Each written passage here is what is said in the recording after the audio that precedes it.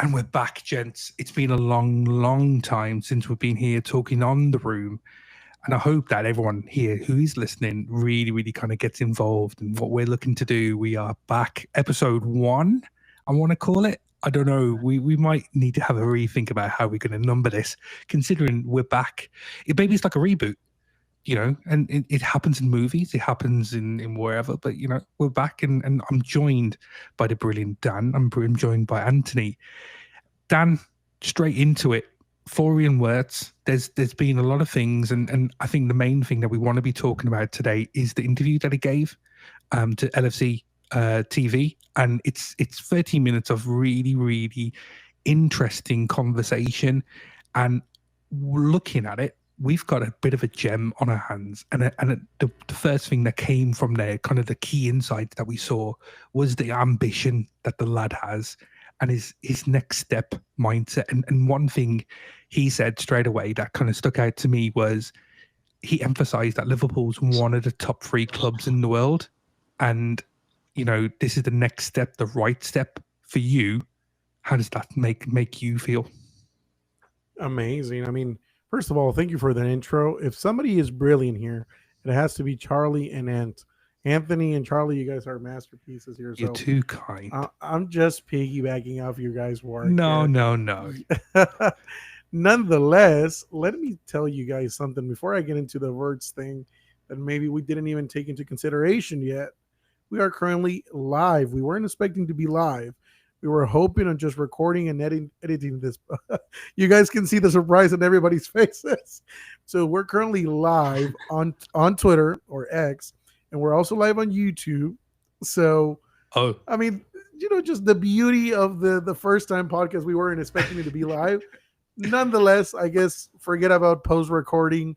We're just jumping straight into it. I don't know if you can somehow pull the comments. I don't even know, because we're jumping into a new platform, guys. So please apologies if there's some hiccups. This is how live reaction works as such in that respect. Let's spin it. Let's put this little bit of a spin. We planned this.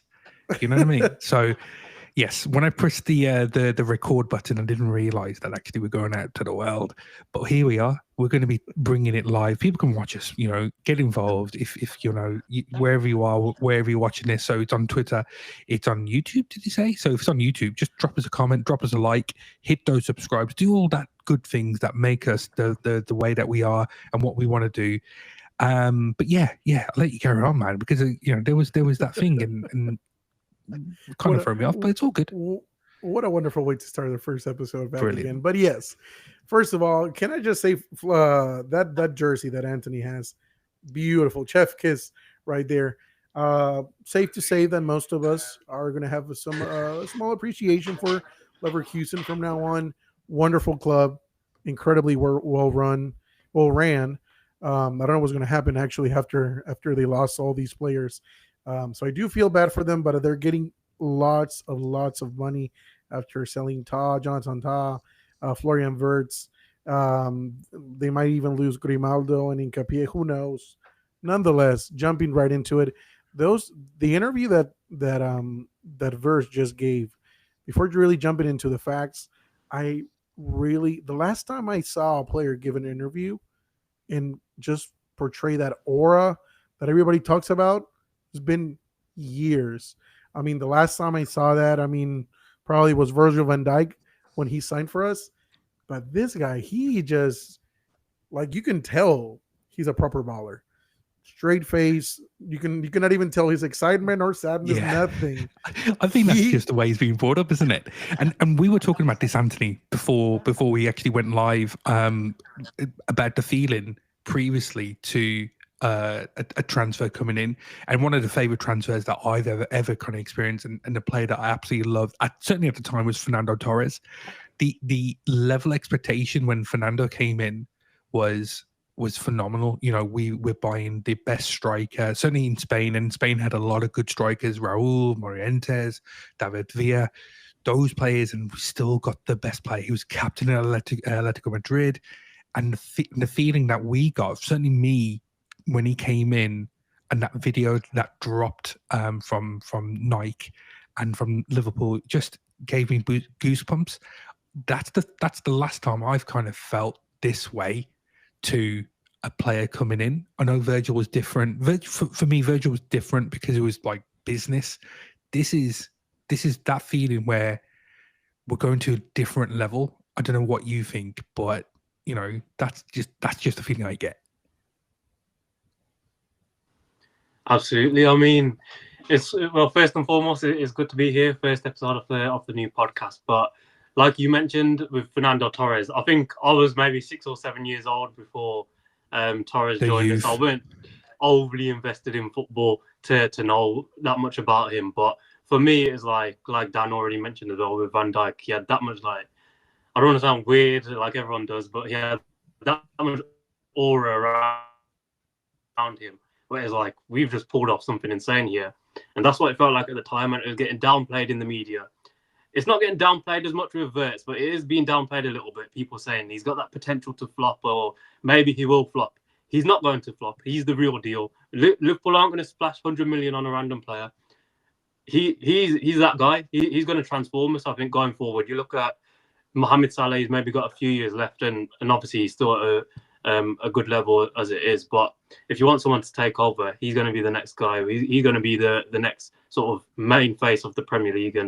And for me, like I already mentioned, I think it is either Van Dijk or I think Thiago had a bit about him when he first joined. It was like, well, we've signed a superstar in a sense. But yeah, Wirtz, it's got a different feeling about it. It feels like we're actually going to cement our place now as, we're going for that number one spot, not just in Premier League or in England, but across Europe as well. So hopefully, he's already said he wants to win the Champions League next season. So hopefully we can do that. Yeah, and I think coming back to that original question about the one of the top 3 clubs in the world, that he could have he wants to go for, and for me, I'm thinking about it. Madrid, Liverpool, and potentially PSG are probably in that top 3. I think the reason why I'm saying PSG, before I get shot at, Dan, you can tell me differently, but because they're European champions, that's the only reason why I would even put them in that stratosphere for top 3.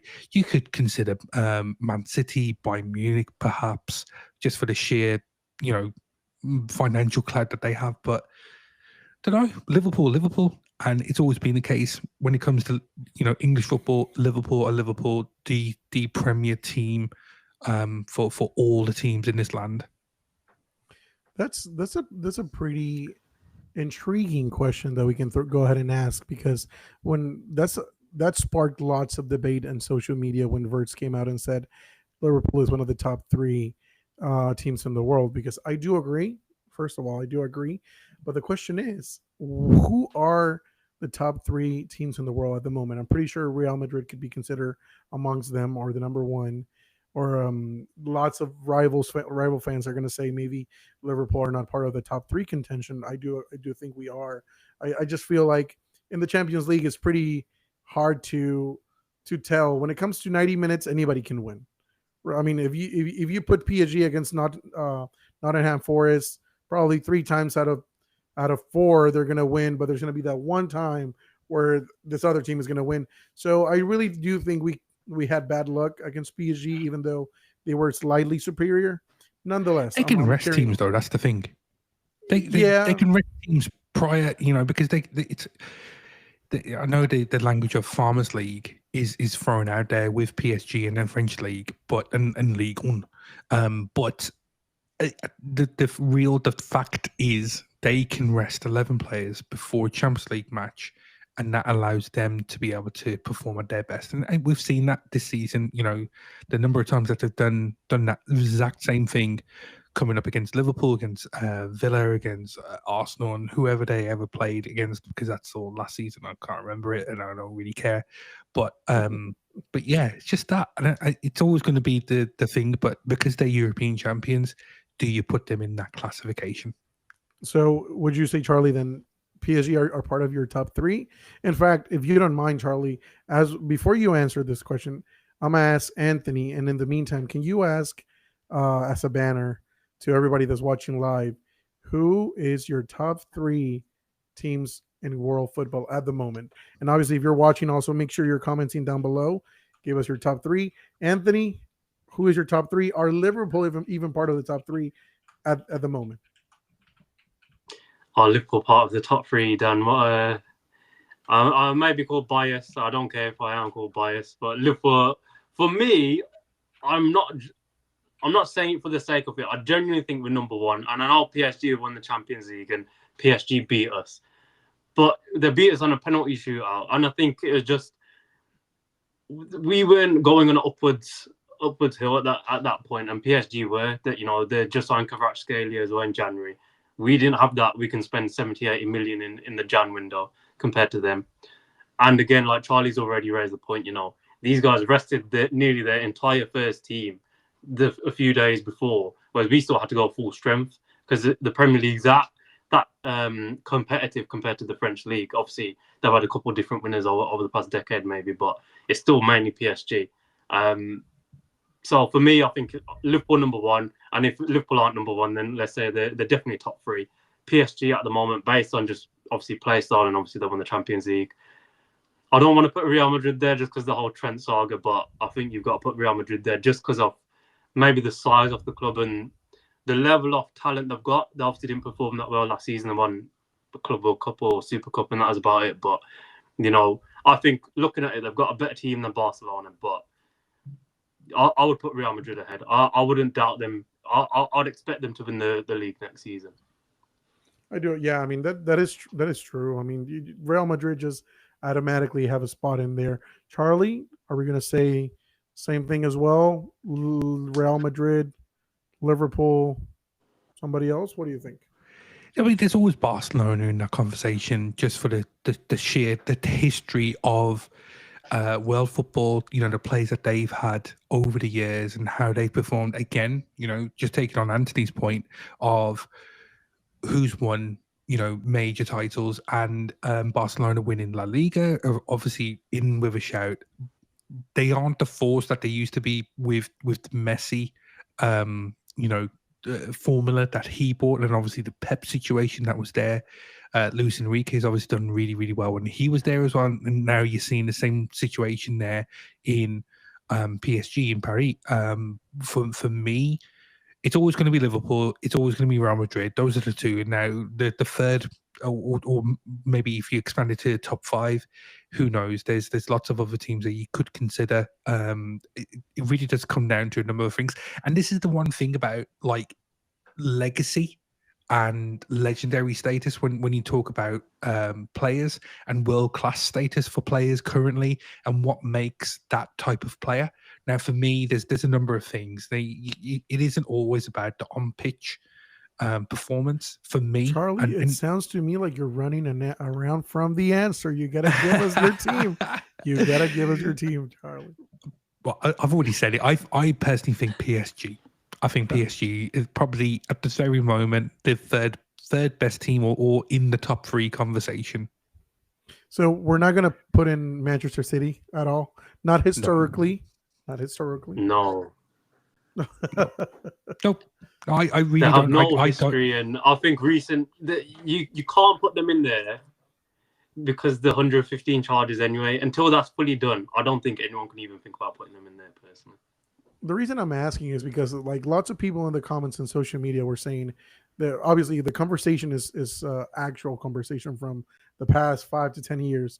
I'm pretty sure he's not going to say the biggest clubs in England, in the world, and then he's thinking about AC Milan or like things like that. No, but in recent years, Manchester City have been a powerhouse of world football. Yes. Now, would we consider them top three? Like you said, Anthony, maybe not. It's just so funny that the fact that PSG win one Champions League, and all of us, we immediately put them ahead of Manchester City. But I do agree as well. It's funny enough. Yeah, but I think for me, and the reason why I'm saying they're top threes is that stature. It's the global name that you have.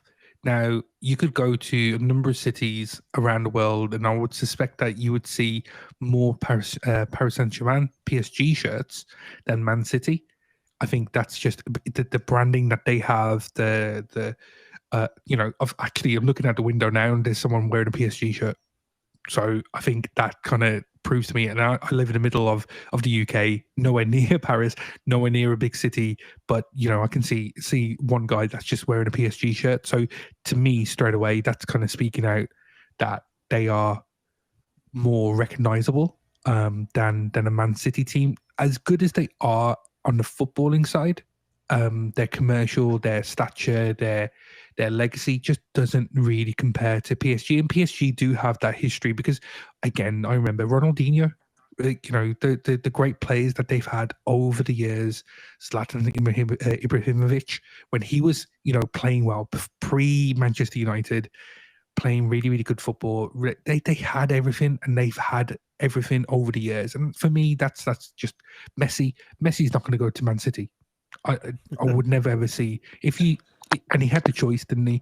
He's not going to go to Man City. He would go to PSG, and for me, that kind of speaks volumes. I think we've been trashing PSG and we've been trashing. Have I convinced Manchester you? City.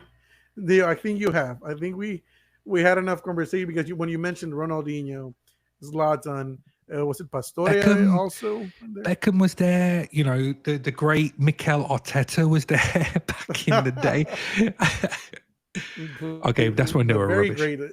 Next season is going to be his season for sure. Next season is the season. Well, yes, let's see.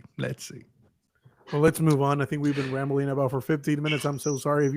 By the way, if you're a viewer, make sure to drop a follow. Make sure to drop a comment. Hello, John. By the way, I know we said hello to you in the comments. Charlie, what else we got for today? We spoke about that wonderful first topic. What do you got for us now? Yeah, so I mean, there's other things that we could be talking about, and what Florian brought into this, and there's obviously things that we want to be talking about in terms of what happens in the future. But let's think about the past, and one of the things that kind of maybe convinced Florian and why he joined.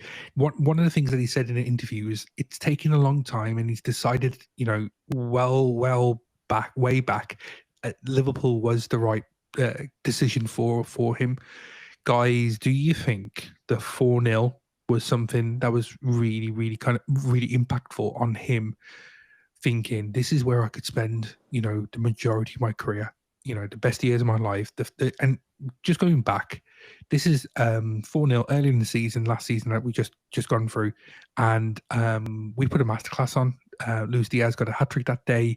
We were absolutely phenomenal, and this is when Xabi Alonso had the aura kind of around him. By Leverkusen were champions of Bundesliga or German football. They came over, big reputation. They still had been, gone through a very, very long run in terms of being undefeated. As such, I know they lost a European Cup final, or a cup final as such, against Atalanta. I think it was the season before that. But the reputation was still there. They came to our ground. They got schooled, and certainly by a new manager that came in with kind of low expectations from the fan group. But is that something that kind of that determined or swayed him and said, "This is where I could be. This is where I could make my name, go to that next level"? What do you think, Anthony? I think so, 100%. I mentioned to you before the podcast, I actually missed that match, unfortunately. It's one of the only Champions League games I've missed, and it's because I was watching WWE. But I was actually at the event. I wasn't just... Oh, okay. No, we'll let you off. I thought watching WWE on my TV. But old school wrestling. Save myself that's how you roll. That's how you roll.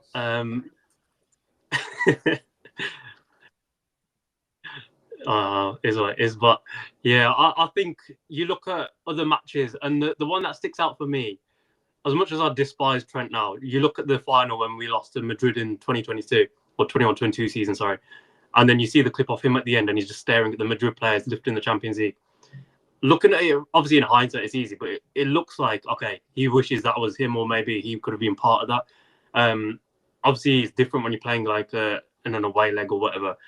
Because with Wirtz, you got to experience the atmosphere, got to experience what sort of Anfield's about. And then I think it was the day after, Liverpool approved for Xabi Alonso and Bayer Leverkusen to train at that training centre as well. So they got first hand, Really, really experience good. with the facilities there, what it's like, and I think there's this one Twitter account called Bayern Spaces, something like that. He was saying as well something along the lines of, he was really impressed with what they've got at Liverpool, and it really looks like they're a huge club compared to, and I don't want to be disrespectful, but like Bayern Munich, where it's maybe a bit old-fashioned and needs to be a bit more up to date, like that at the training center. So it feels for me is definitely a big turning point, and he himself mentioned it in the interview as well. So yeah, it's a good job that they got it built, and yeah, it's a good thing we managed to get tied up against Leverkusen, I guess. And it helps with Frimpong as well, doesn't it? Frimpong was there, and he posted a picture and saying that at Anfield or AXA training center. I remember seeing that, and maybe the seeds was kind of planted there, and with the Dutch contingent kind of reaching out to him and doing the agent work while on international duty. Who knows? That could have been something. Charlie, can I mention one thing? Sorry to interrupt. Currently on X, we have 4.6 thousand. I'm gonna repeat it one more time. 4.6 thousand live viewers on X. So even though on YouTube we currently have just a couple, it should be less than 10. On X we have more than 4,000 people watching us. So please go ahead and subscribe to the LFC Transfer YouTube channel. All you have to do, click on the little name tag below the video that you're watching. It'll take you to YouTube. Make sure you're subscribing. Make sure you're commenting. Sorry, Mr. Charlie. There we go. We can go ahead and keep going. Wait. I can do this. I can get this like and subscribe, and people can click into the link, and we're see that. We're still playing around with this new platform, so yeah. Make sure Charlie, what did you just do? What is going on? No. Right I think because of technical difficulties, I'm going to just remove a particular person. There we go. Ooh. I think I'm seeing you back. Okay. And the feng shui, I'm just gonna. There you go. Just gonna move you back. Lovely. Anyways, but piggybacking, by the way, with what Anthony was saying, I need to completely agree with what he said. I don't think the Anfield atmosphere played a part on it. Why? Because Bundesliga fans are the best fans in the world. Have you seen the way that they just support their teams? They bring the flares out, the tifos. It goes crazy. Like their fans and even Leverkusen fans are crazy.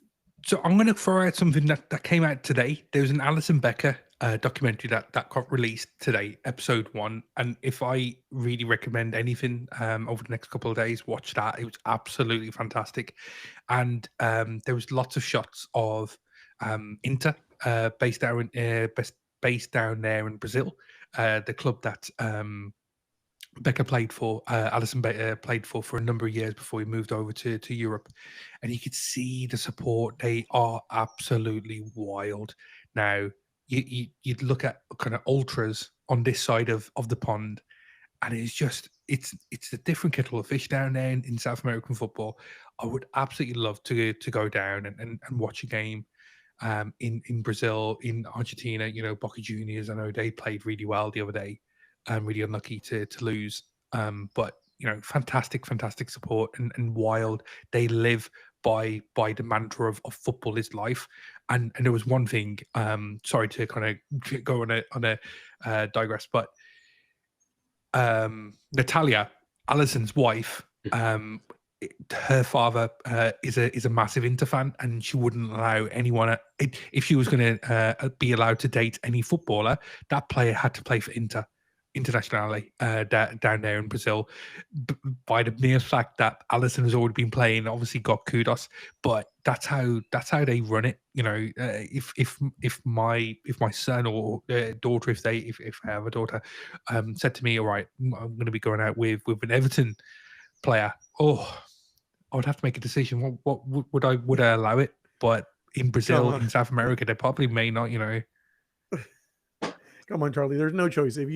If they ever tell you they need to be Everton fans, you just need to paint their room red, put everything Liverpool. Like they're gonna have no choice, please, Charlie. Yeah. I would have to put restrictions. We're not gonna have any Jamie Carragher situation here, where you see kids' pictures wearing the Everton shirts. But we derailed too much from the conversation. I know, and then we've spoken about family. Actually, let's think about that, because one of the main things from a family perspective is Florian's closeness with the family and how they make a decision together. And I guess that's one of the things about Liverpool is Liverpool are very, very much a family. Together we celebrate together, we hurt together, we cry together, and one of the things you see about Liverpool and you see about Florian Wirtz is that togetherness. You may not get that other clubs. Certainly, Dortmund is a different kettle of fish, but Dortmund's never in the conversation with Florian. But the importance of close friends, Frimpong coming over to Liverpool's is massive. And then I'm not too sure what's happening with Florian Wirtz's sister, who's also a footballer. Maybe there's an opportunity there for her to come over and be with the family and play for the ladies team, and who knows, that could be something.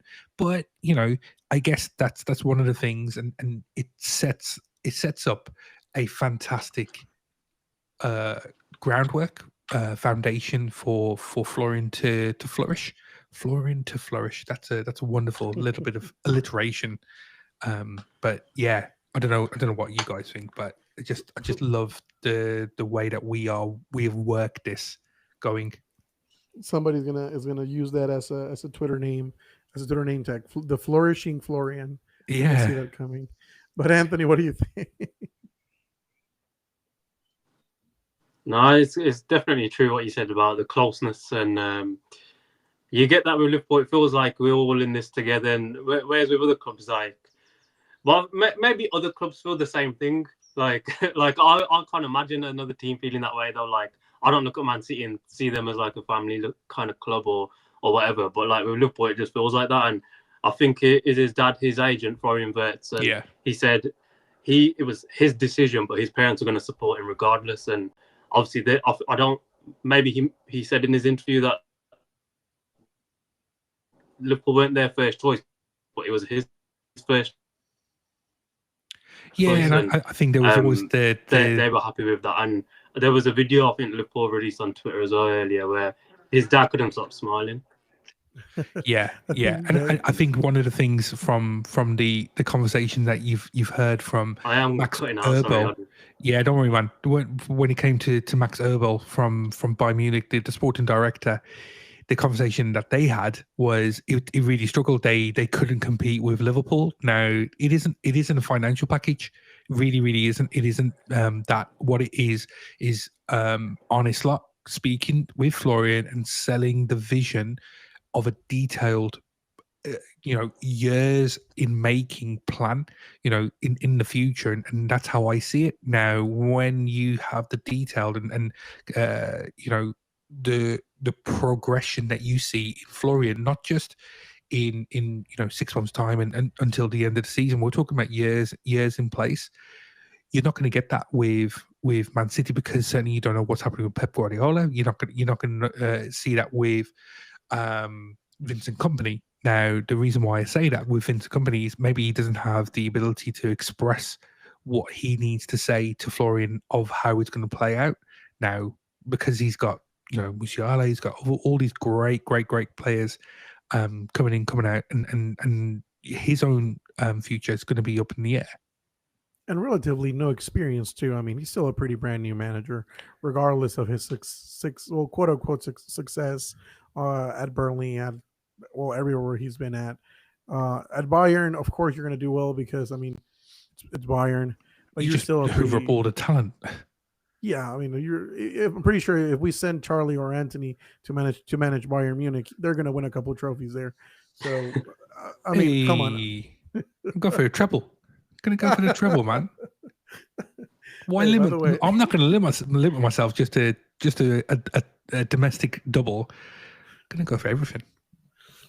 What was I going to say? By the way, before I just put it in the comments. By the way, 5,000 live viewers on X.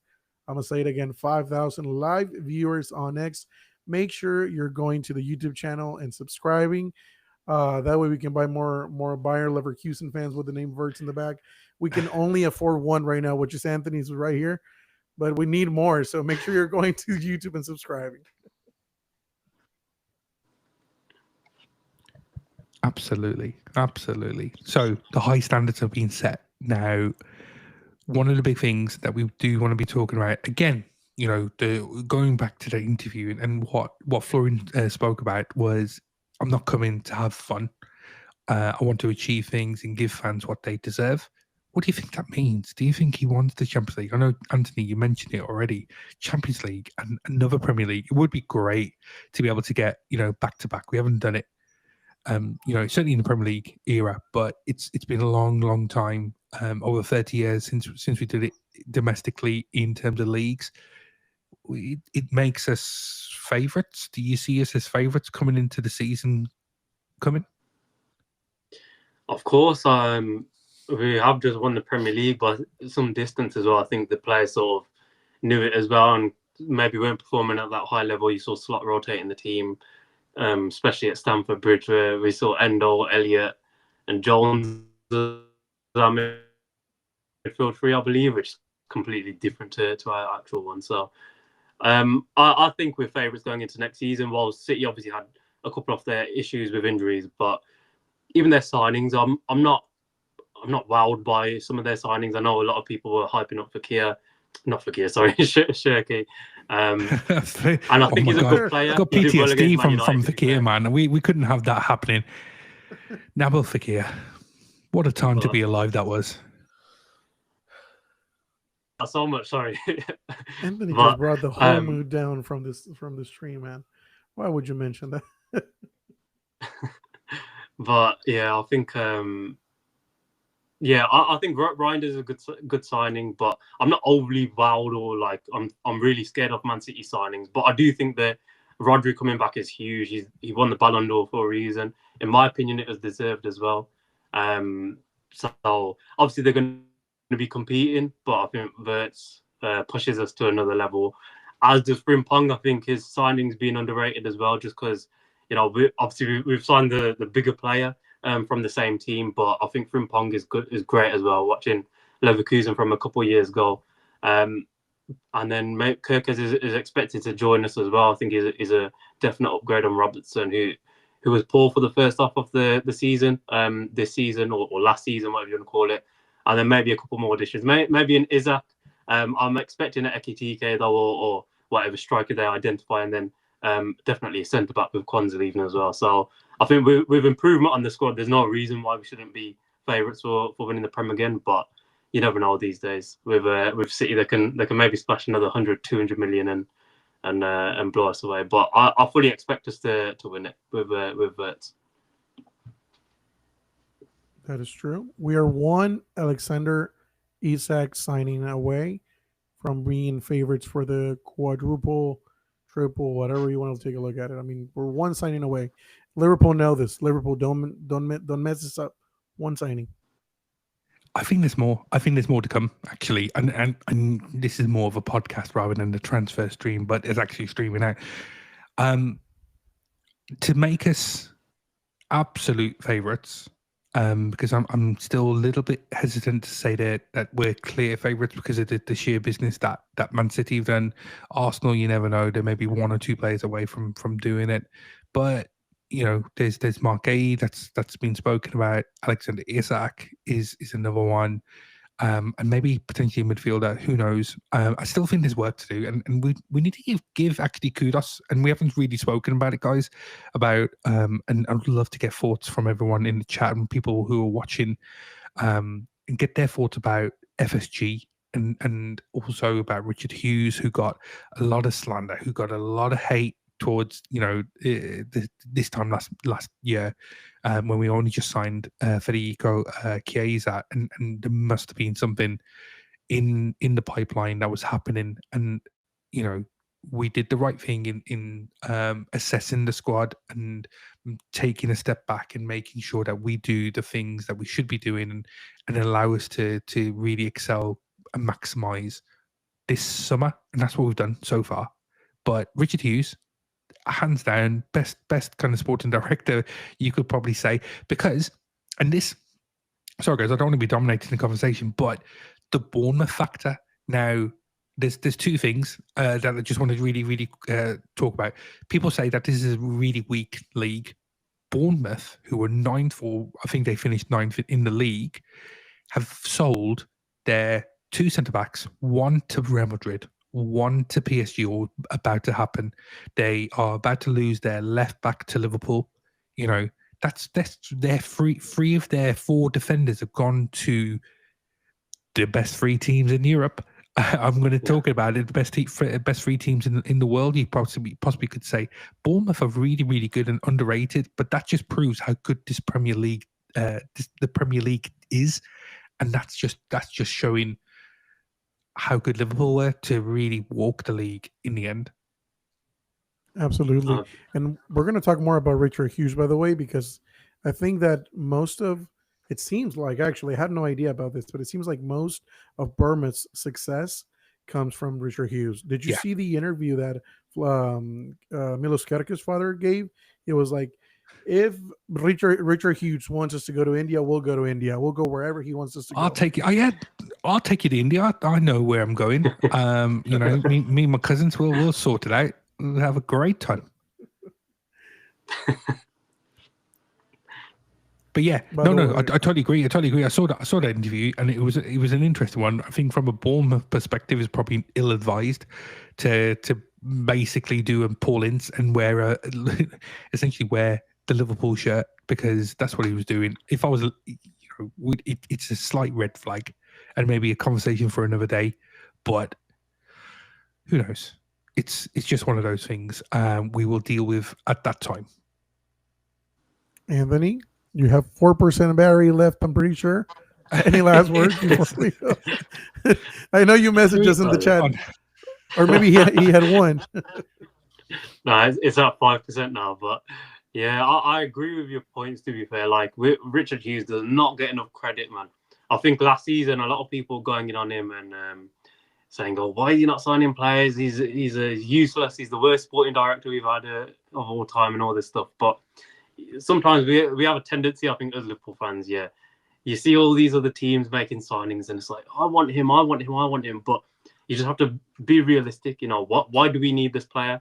I saw people getting upset that we weren't signing Marino, for example. It's like, why do we need Marino? He has it doesn't improve this team at all whatsoever.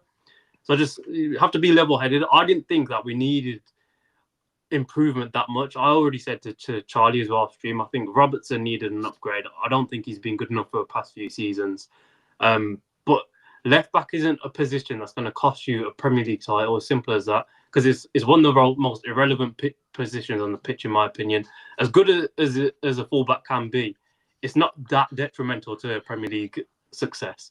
And then obviously defensive midfielder, we all thought we needed one with Zubimendi as well. But Gravenberg has been incredible. He won Young Player of the Season. So yeah, I think Richard Hughes has done a brilliant job.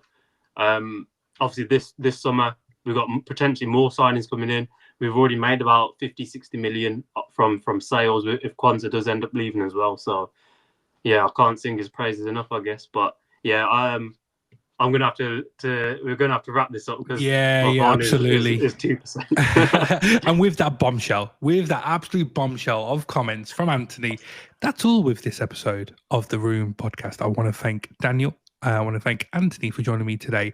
I've been your host, Charlotte Steva. Thank you for listening. But make sure, first of all, always make sure to follow, rate, share the show. Until next time, you'll never walk alone.